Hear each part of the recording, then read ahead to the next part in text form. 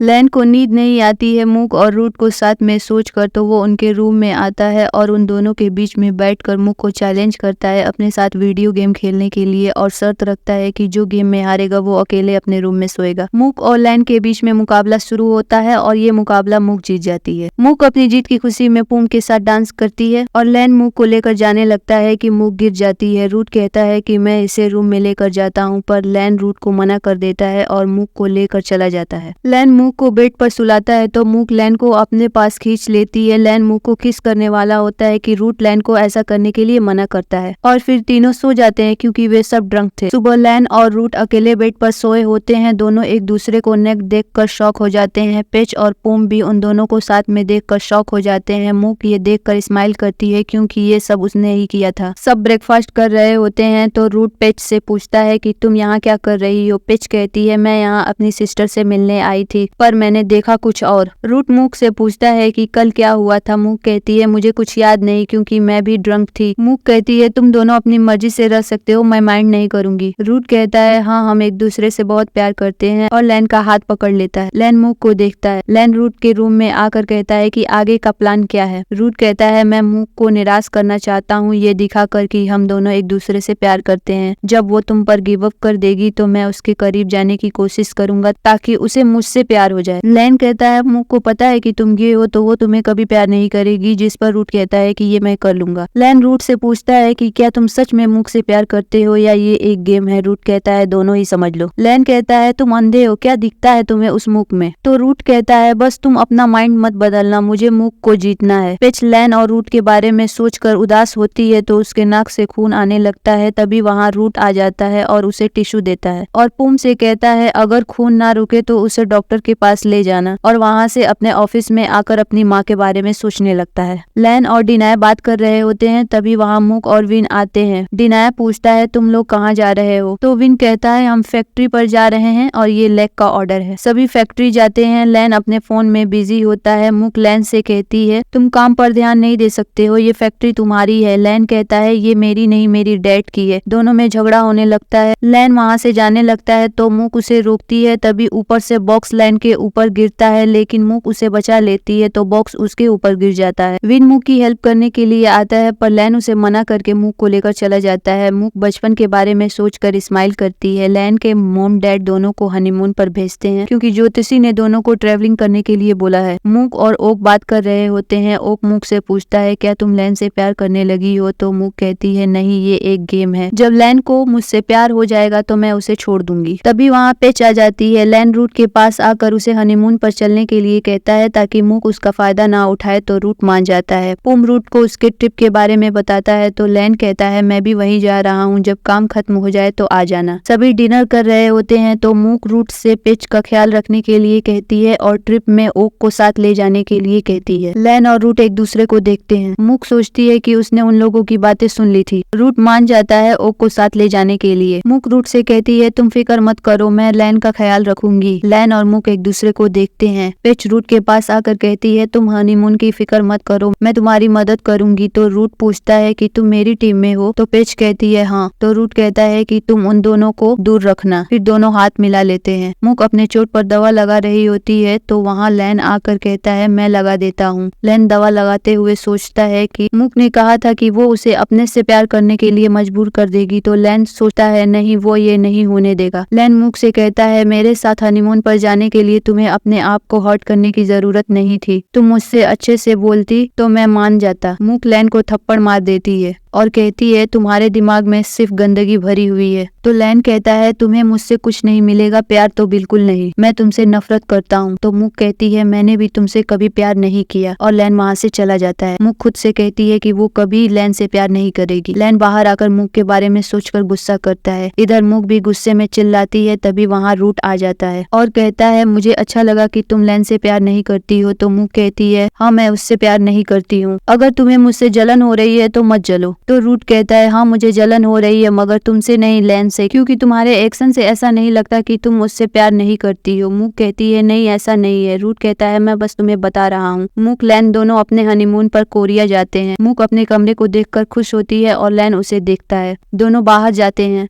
लैन मुक से कहता है मेरे पीछे मत आओ, मगर मुक नहीं मानती और उसके पीछे आती है। तभी मुक को लगता है कि कोई उसके पीछे है, पर देखने पर वो छिप जाता है। मुक लैन के पास जाकर कहती है कोई हमारा पीछा कर रहा है। दोनों वहाँ से जल्दी जल्दी जाने लगते हैं और एक जगह छिप जाते हैं, लेकिन वो आदमी कोई और होता है। लैन मुक से कहता है मुझे तुम पर भरोसा ही नहीं करना चाहिए था। जिस पर मुक कहती है मैं तुमसे नफरत करती हूँ, पर तुम्हें मरते नहीं देख सकती। लैन जाते हुए रुक जाता है और मुक से कहता है कि तुम आ रही हो या नहीं, और मुक कहती है हाँ। दोनों चले जाते हैं तो पीछे से शूज वाला बंदा आता है।